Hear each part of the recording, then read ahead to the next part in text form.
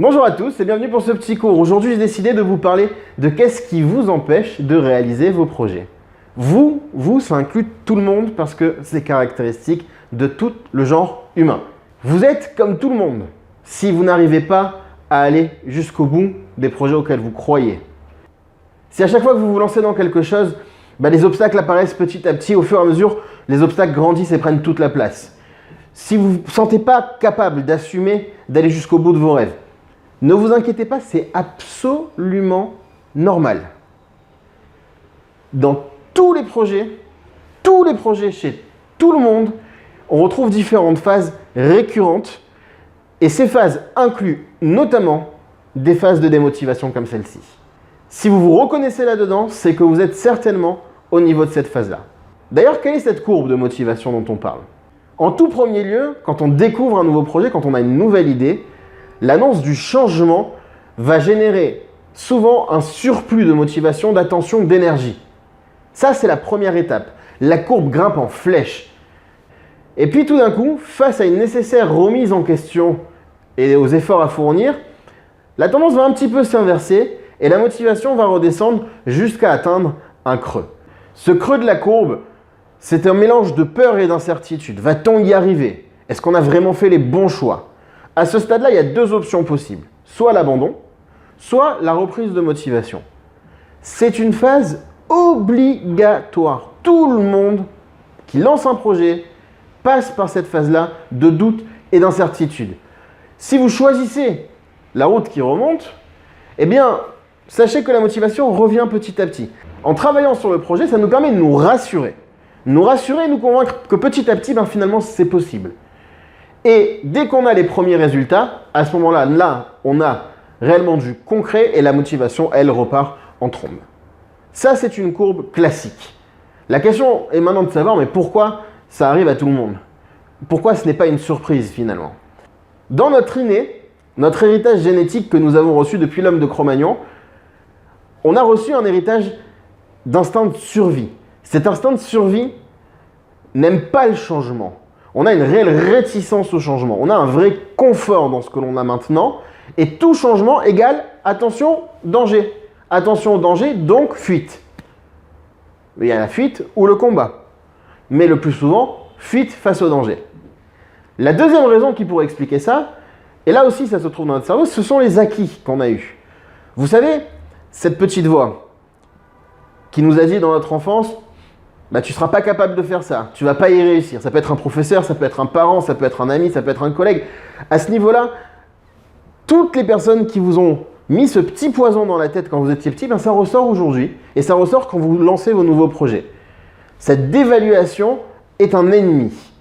Et autre chose qui pourrait être dans vos acquis et vous empêche d'avancer, c'est l'expérience négative que vous auriez pu avoir, les expériences négatives que vous auriez pu connaître dans le passé. À propos des expériences négatives, vous savez, peut-être que Thomas Edison, qui a inventé l'ampoule électrique, a fait plus de 10 000 tentatives pour atteindre son ampoule.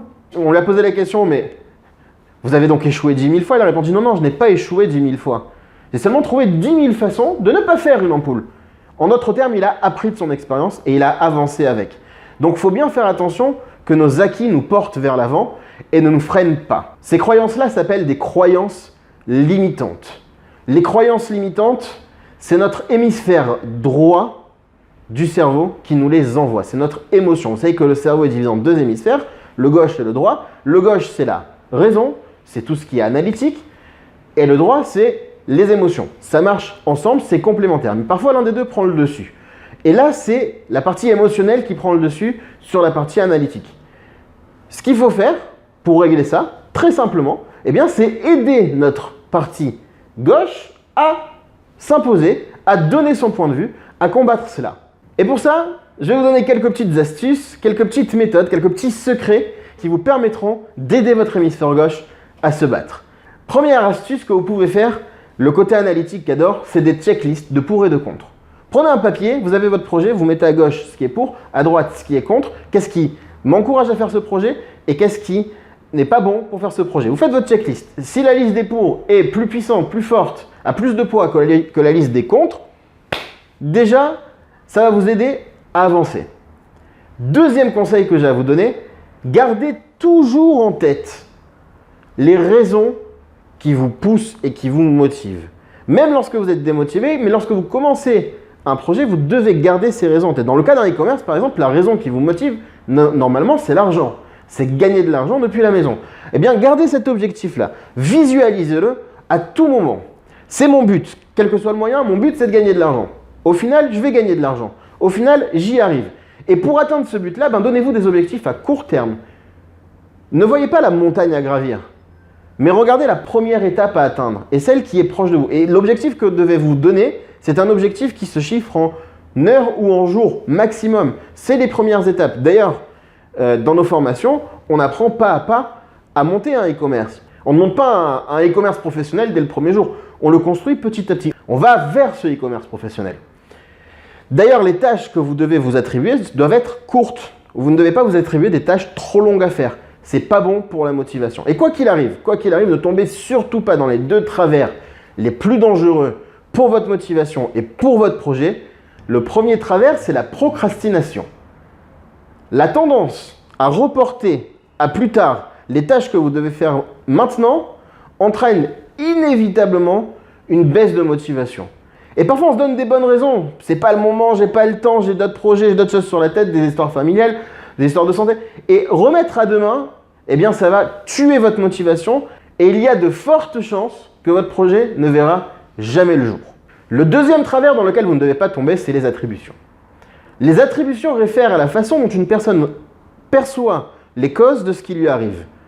Attribuer son échec, par exemple, à une cause extérieure, à votre manque d'intelligence ou au système plutôt qu'à un manque d'effort ou à votre attitude, contribue grandement à la démotivation. D'ailleurs, l'inverse est vrai aussi. Attribuer votre succès à la chance n'est pas bon non plus. Donc, combattez là aussi les attributions. N'oubliez pas, deux ennemis, remettre à demain et attribuer vos échecs à une cause extérieure. Bon, alors pour vous aider un petit peu à faire la liste des pour et des contre sur le e-commerce, puisque c'est ce qui nous concerne ici, votre projet de gagner votre vie depuis chez vous, en tous les cas, au moins un complément de revenu grâce à la vente en ligne, j'ai décidé de vous faire ici un petit tableau de pour et de contre du e-commerce. Évidemment, ce petit tableau, vous pouvez le compléter, vous de votre côté, avec d'autres impératifs qui vous sont propres, c'est normal. Alors d'un côté, dans le niveau des pour, qu'est-ce qui me motive, qu'est-ce qui est positif dans le e-commerce? D'abord, le peu de temps à investir. Le peu de temps à investir, c'est un pour majeur pour le e-commerce. Évidemment, le deuxième point, c'est la rentabilité, ou en tous les cas le potentiel de rentabilité qui est énorme. Le troisième point, c'est le fait d'avoir des bénéfices qui peuvent être rapides, quasi immédiats, dès qu'on commence à travailler sur la vente en ligne.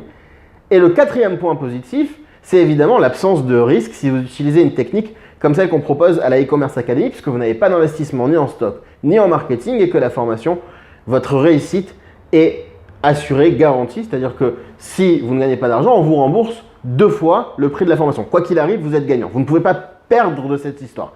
Donc ça, ce sont les points forts du e-commerce et du e-commerce avec e-commerce academy. En point négatif, ce qu'on pourrait trouver, ce qui revient parfois, déjà c'est le délai d'apprentissage. On ne se lance pas avec une baguette magique, on est obligé d'acquérir les bonnes connaissances. Donc ce délai d'apprentissage peut rebuter certains, peut être dans la liste des contres. Et l'autre aspect négatif peut être aussi pour certains l'avance des coûts de formation. Il faut évidemment régler la formation, alors peut-être en plusieurs fois, mais en tous les cas une partie dès le début. Entre nous, par rapport à ces pour et contre, la balance penche sans aucun doute du côté pour. L'avance de coûts, on peut quasiment l'oublier puisqu'on est autofinancé. On commence à vendre immédiatement, donc on commence à rentrer de l'argent immédiatement. Et normalement, un élève qui travaille ne sent pas de sortie d'argent le premier mois s'il a déjà mis en vente ses premiers objets à ce moment-là. Et puis, la phase d'apprentissage, là par contre, il n'y a rien à faire, c'est obligatoire. Mais c'est un maigre tribut à payer pour tout le bénéfice que vous aurez à côté. Alors, j'espère que cette vidéo va vous aider à dépasser vos croyances limitantes et surtout à vous lancer. À très bientôt pour un prochain cours. Au revoir.